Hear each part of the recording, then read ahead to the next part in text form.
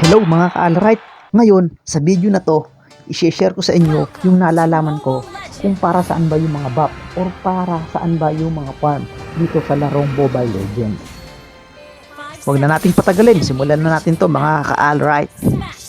Ngayon, puntahan natin to. Ito yung tinatawag nila na orange buff or red buff.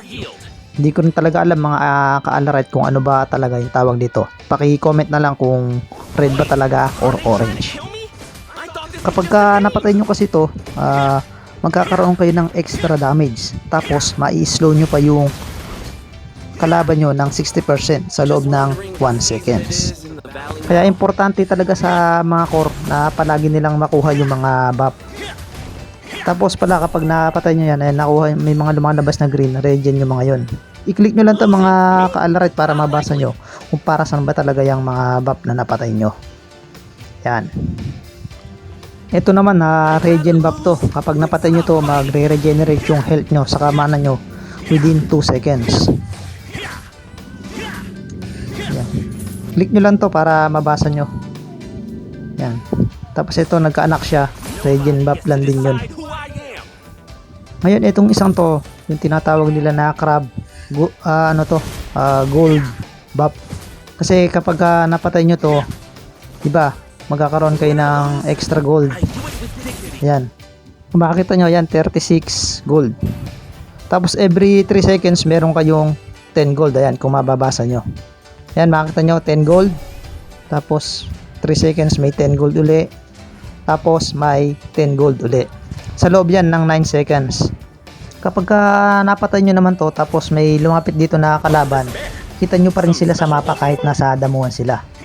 Tapos dito magre-recover ng 1% yung mana nyo per seconds. Tapos mabilis yung movement speed nyo pagdating dito sa river. Tapos pag nasa ano na naman kayo sa lupa, ayan, kung makita nyo, balik sa normal. Tapos pag nasa river na naman, ayan, mabilis na naman yung movement speed nyo. Tapos pagka nasa lupa kayo, balik na naman sa normal yung speed nyo. Ngayon itong isa naman na to, regen buff lang dito mga ka-alright. Magre-regenerate yung health nyo sa mana nyo within 2 seconds. Ngayon puntahan naman natin yung tinatawag nila na blue buff or purple buff. Hindi ko talaga alam kung ano tawag, blue buff or purple. Ngayon itong anak niya kapag napatay nyo to, ano lang to, regen buff. Kapag napatay nyo to, magre-reduce yung skill cooldown nyo, skill mana cost, saka skill energy. Kaya importante to sa mga hero na kailangan ng mana. Paki-click na lang to para mabasa nyo kung para saan ba talaga yung buff na yun. Ito naman, regen buff lang din. Yung iba kasi nagtatanong kung meron ng lifesteal na item.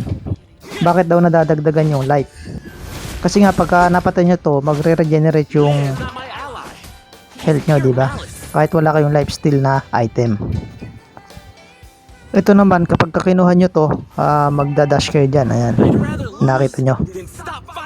Ngayon, puntahan naman natin yung tinatawag nila na turtle. Kapag napatay nyo kasi to, yung buong team nyo magkakaroon ng extra gold.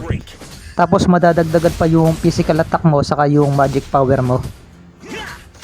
Tapos mag-generate ka ng shield na kaya mong mag-absorb ng ng damage. Ngayon ipapakita ko sa inyo dito. Titirahin tayo ng tower dito. Ayan, di ba? Nakita nyo? Na-absorb niya yung unang tira. Tapos yung pangalawa, ayan, may damage na. Ito naman yung tinatawag na Lord. So nag-uunahan din na patayin to kasi kung sino yung makapatay dito, magiging kasama nila to. So aatakihin ng Lord yung mga tower pati yung mga minion na makakasalubong niya. Tapos nakadepende kung saan siya lalabas.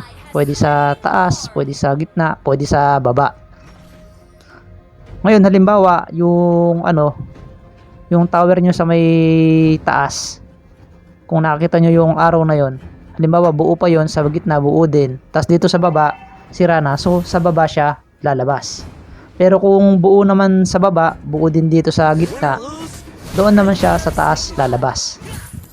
Pero kung buo pa naman lahat ng tower o kaya sira naman lahat, priority ng Lord sa gitna talaga siya lalabas. Yan, kung makikita nyo, ina-attack niya yung minion, pati yung tower. Paki-like nyo na lang, hit notification bell, subscribe, at pakishare nyo na rin. Alright! Salamat sa panonood mga ka-alright. Hanggang sa muli!